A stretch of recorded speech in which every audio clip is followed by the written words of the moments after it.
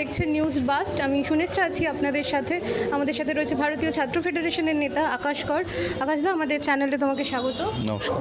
আমার প্রথম প্রশ্ন থাকবে যে আজকে জন বার্লা আবার তৃণমূলে জয়েন করেছে। এই তো ভোট আসছে সামনে, এই আবার এটা যাওয়া আসা শুরু হচ্ছে, কিভাবে দেখছো বিষয়টাকে?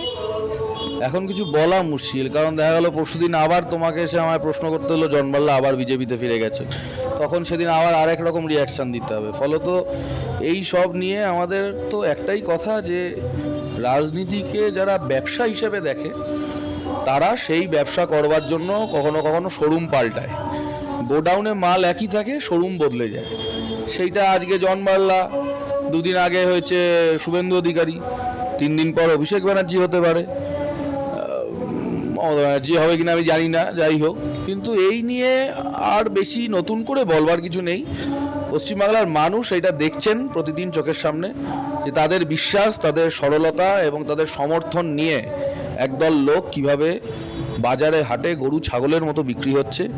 আমার ধারণা এইটা বললে এখন গরু ছাগলদের জন্য কোনো কমিটি থাকে, তারা এসে তেড়ে এসে বলবে যে আমাদের অপমান করা হয়েছে। যাই হোক, কিন্তু এইটা যা হচ্ছে রাজনীতির নামে, সেটা রাজনীতি না, এটা রাজনীতির নামে ব্যবসা, এটা রাজনীতির নামে অসভ্যতা।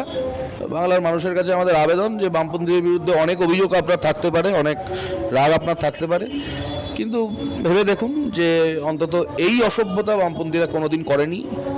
মানে আমাদের থেকে কেউ কোনোদিন অন্য কোথাও যায়নি, তা আমরা বলছি না, কিন্তু অন্য দলের জেতা এমএলএ, অন্য দলের জেতা এমপি, কাউন্সিলর আমাদের বিরুদ্ধে জিতেছেন, তাকে জোর করে টেনে নিয়ে আসা, কিংবা আমাদের একজন লোক গেছে সে আবার 2 দিন পর আমাদের ঘরে আলো করে ফিরে এলো, এইটা হয়নি, এটা কোনোদিন হবেও না। রাজনীতিতে এইটুকু এথিক্স না থাকলে তারা মানুষের ওই কী কাজ করবেন? আজকে এ দলের পতাকা ছেড়ে ও দলের পতাকা নিচ্ছেন, এত বড় বড় কথা বলছেন দেশ নিয়ে, কালকে ভালো দর পেলে ভারতের পতাকা ছেড়ে পাকিস্তানের পতাকা ধরে নেবে তো। সুতরাং এইটা বন্ধ হওয়া উচিত, এটা ঠিক হচ্ছে না। আমি জানি না তো কোথা থেকে পাচ্ছে। তুমি বাজারঘাট, তুমি যেখানে থাকো কিংবা অন্য জায়গায় বাজারে গিয়ে খোঁজ করে দেখো, আমার ধারণা পাকিস্তানের পতাকা ভারতবর্ষের বাজারে কোনো বাজারে কিনতে পাওয়া যায় না। তাহলে এটা কোথা থেকে এরা পাচ্ছে? এবং এইটা যে শুধু পাচ্ছে তার প্রমাণ শুভেন্দু অধিকারী না, আমাদের জেলা উত্তর চব্বিশ পরগনার একদম সীমান্তবর্তী অংশ, বাংলাদেশ সীমান্ত বনগাঁয়, সেখানে বিজেপির 2 জন লোক অ্যারেস্ট হলো, যারা বনগাঁ স্টেশনে পাকিস্তানের পতাকা লাগিয়েছিল এবং রাতের অন্ধকারে ভারতবর্ষ মুর্দাবাদ পাকিস্তান জিন্দাবাদ লেখার প্ল্যান ছিল বলে স্বীকার করেছে।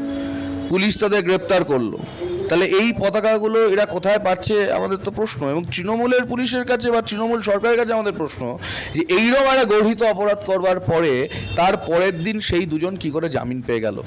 সেই জামিন পাওয়ার পর বিজেপির নেতারা সেখানে গিয়ে ফুলমালা বেলপাতা দিয়ে তাদের বরণ করে নিয়ে এলেন। ফলত বিজেপি অস্বীকারও করলো না। এই দুঃসাহস ভারতবর্ষের মাটিতে দাঁড়িয়ে ভারতবর্ষের সরকার চালাচ্ছেন যারা, সেই রাজনৈতিক দল দেখাচ্ছে যে তাদের 2 জন কর্মী পাকিস্তানের পতাকা নিয়ে ঘুরছে, দেওয়ালে দেওয়ালে লাগাচ্ছে, আর তারপরে আবার তাদের জামিন হওয়ার পর তাদের মালা দিয়ে বরণ করে নেওয়া হচ্ছে। কিন্তু পাকিস্তানের দালালরা কারা, পাকিস্তানের দালাল হয়ে কারা দেশে বসে আছে তো পরিষ্কার বোঝা যাচ্ছে। শুভেন্দু অধিকারীর বিরুদ্ধে এনআইএ তদন্ত হওয়া উচিত, যে এই পতাকা তিনি কোথায় পাচ্ছেন।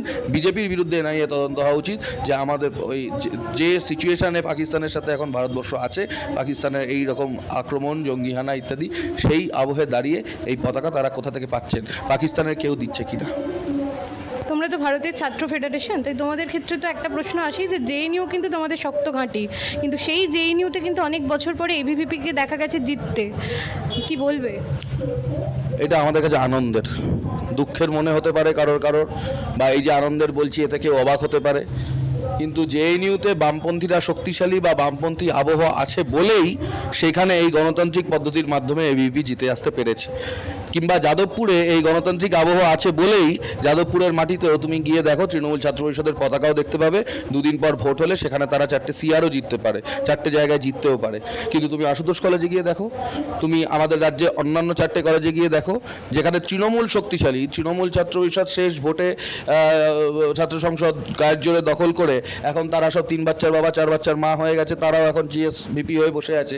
সেই কলেজগুলোতে গিয়ে দেখো, তুমি অন্য কোনো কথা বলতে পারবে না। কিংবা বিজেপি চালাচ্ছে, ভিভিপি চালাচ্ছে সারা দেশের অন্যান্য বিভিন্ন কলেজ, সেখানে গিয়ে তুমি দেখো, তুমি উল্টো কথাটা বলতে পারবে না, বিরোধিতা করতে পারবে না, বিরুদ্ধ স্বর রাখতে পারবে না। এই জায়গাতে দাঁড়িয়েই বামপন্থীর রাজনীতির সৌন্দর্য এবং বামপন্থী রাজনীতির সাফল্য, যে একটা তাদের ঘাঁটি বলে পরিচিত জায়গা, তাদের শক্তিশালী জায়গা বলে পরিচিত জায়গা, সেখানে এবিভিপি বুক চিতিয়ে লড়তে পারে, সেখানে এবিভিপি জিততেও পারে। বামপন্থীরা আবার নিশ্চয়ই ছাত্রছাত্রীদের কাছে জেএনইউতেও যাবে, যেখানে একটু গ্যাপ ছিল, ঐক্যে সমস্যা ছিল, এগুলো মেটাবে। কিন্তু এবিপি একটা পোস্ট জিতে গেছে বলে সেখানে আমাদের খুব একেবারে গেল রব তুলে দেওয়ার মতো কারণ নেই, এবং এটা সারা দেশের কাছে বিজ্ঞাপন হওয়া উচিত গণতন্ত্র কাকে বলে। তোমরা ড্রপ আউটের কথা বলছো, কেন্দ্রীয় অনেক সংস্থাও ড্রপ আউটের কথা বলছে, কিন্তু মুখ্যমন্ত্রী মমতা এটা খুব দাবি করেন, মমতা বন্দ্যোপাধ্যায়, যে আমাদের কন্যাশ্রী আছে, সবুজ সাথী আছে, একাধিক স্কলারশিপ রয়েছে। পাশাপাশি স্কলারশিপ অনেক জায়গায় আটকে যাওয়ার খবর কিন্তু আমরা পাই, কিংবা একাধিক প্রকল্প থাকার পরেও ড্রপ আউট বাড়ছে বলে তোমরা বলছো। কিভাবে দেখছো? কিন্তু এত প্রকল্প তো রয়েছে, তাতে যথেষ্ট পরিমাণ টাকা দেওয়া হচ্ছে। দেখুন, সে তো মুখ্যমন্ত্রী এও দাবি করেন হেমন্ত মুখার্জি ওনার থেকে শুনে শুনে গান গেয়েছেন। তো এর দাবির আমরা কি বলতে পারি? এটা তো ফ্যাক্ট, সরকারি তথ্য।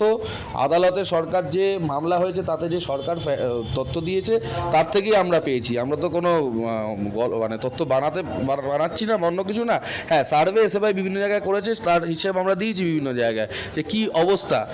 এত ড্রপ আউট না হলে মাধ্যমিক থেকে উচ্চ মাধ্যমিকের মাঝখানে এত পরীক্ষার্থী কমে যাচ্ছে কেন?